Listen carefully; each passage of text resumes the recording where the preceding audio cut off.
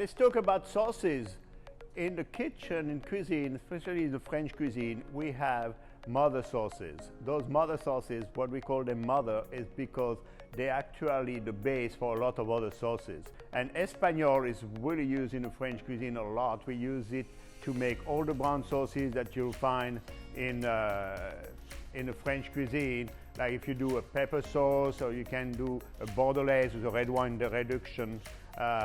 Demi-glace come from Espagnole, actually a half-cooked Espagnole and brown stock that you reduce. All right, guys, we're going to start on another mother sauce. This is the Espagnole sauce. We're going to start it off with a brown roux. Now, we're going to have a class about roux and thickening agents coming up, but we're going to go ahead and make the roux in our pan. And what we're going to do is we're going to go ahead and put a little bit of butter in there. And what you need for a roux is you need a fat and some flour.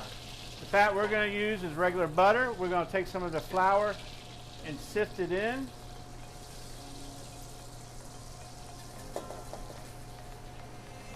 And see how now this is what we call a roux blanc. And see how it is? Right now we're cooking it out. We're making sure all the lumps are done. All the lumps are done and out of it, and you can kind of see it's a nice blonde roux. Set it aside. We're going to start to add our Mirepoix in there. We'll do our onions, our celery, and a little bit of carrot. And again, we're going to make sure that we don't cook it too long because we want to keep it nice and light, as opposed to when you make a dark roux for like a gumbo. And actually, this is the Espagnole sauce, so we're going to be doing a darker roux. As you can tell, we're starting to get a little darkness on it.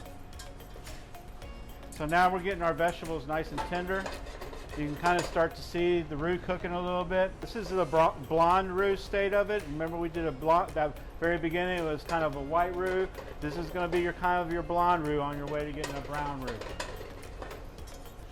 Okay, now you're starting to see it's kind of getting the color is kind of going towards almost a peanut butter color, starting to get a little bit browner there. Especially when I stir it up, you can kind of see it.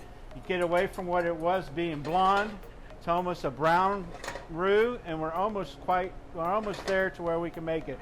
We're going to go ahead and add our tomato paste into it. Caramelize that up. All right, guys, you're starting to see it. And the good thing you want to watch on a roux is that it doesn't stick to the pan. You can kind of see this doesn't stick to the pan. So we've done a really good job of cooking it out, making sure that the flavors are all meshing together.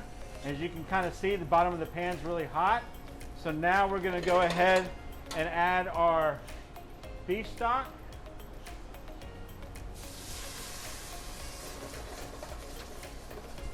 Thicken it out, you can kind of see right there, a little thick. So it's nice that, again, remember Chef talked about adding salt. You can always add it at the end. So we're going to add a little bit more stock, but it's good not to add all the stock at the beginning because you're looking for a nice consistency here. You can kind of see it's thickening right there before we even add in our herbs and our cheesecloth. Drop that in there. We can tie it to the end of the pot right here.